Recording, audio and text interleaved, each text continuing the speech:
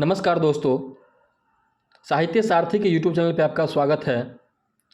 आज मैं शहादत हसन मंटो के बारे में कुछ बताऊंगा, जिनकी कहानी को भारत, पाकिस्तान और दुनिया भर में प्यार और सम्मान मिलता है।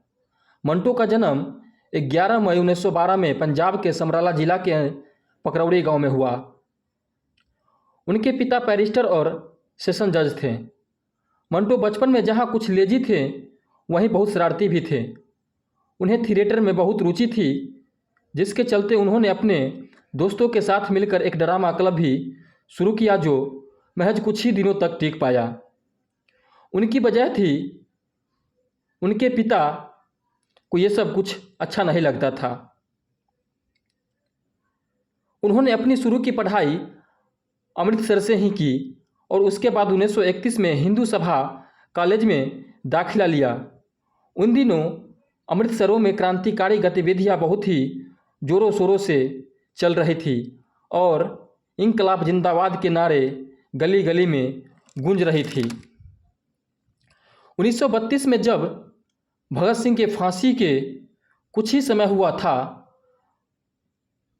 मंटो के पिताजी का देहांत हो गया, जिसके बाद मंटो की रुचि क्रांतिवादी सोच के तरफ और भी बढ़ने लगी। उन्हीं दिनों में मंटो की मुलाकात एक जर्नलिस्ट अब्दुल बारी से हुई, जिन्होंने मंटो को रशियन और फ्रेंच लिटरेचर पढ़ने की सलाह दी। रशियन लिटरेचर का कुछ ऐसा असर हुआ कि उन्होंने लिटरेरी कैरियर का शुरुआत ही विक्टर ह्यूगो की play the last day of condemned को ट्रांसलेट करने से की। इसके बाद बहुत सारे रशियन लिटरेचर का उर्दू में अनुवाद किया। उसी दौरान उन्होंने पहली कहानी तमाशा लिखी, जो जलियांवाला बाग में एक 7 साल के बच्चे में नज़र से दर्शाती है।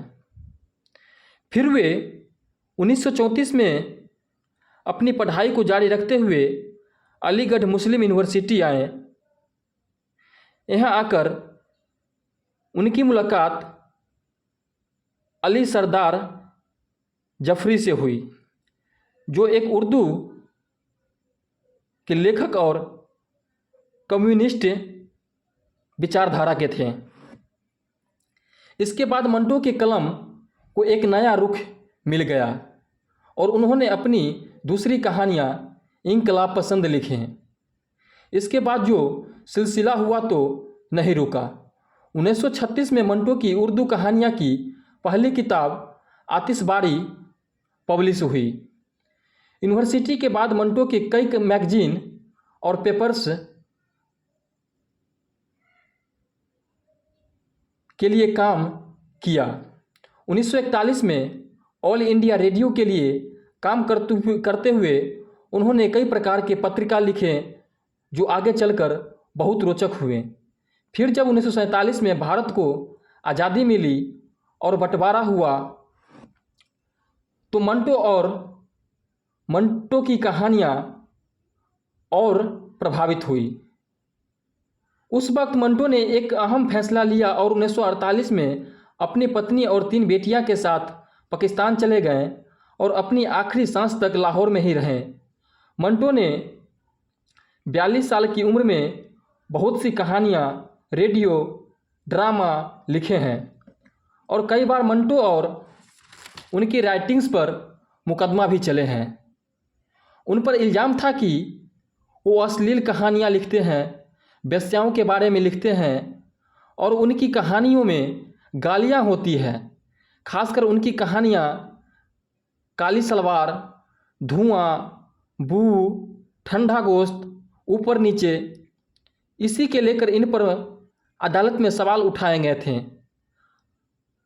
मंटो में हमेशा अपनी कहानियों को रक्षा किया और यही कहा कि कहानियाँ समाज का आईना है, जो सच में है वो वही लिखते हैं और अगर उनकी कहानियाँ से किसी को ऐतराज़ है तो फिर इसका मतलब है कि उन्हें समाज से ही ऐतराज़ है। मंटो जमाने से ही लड़ गए वो भी बिना पछतावे के, लेकिन वो अपनी बीमारी से नहीं लड़ पाए। 18 जनवरी 1955 में उनका देहांत हो गया।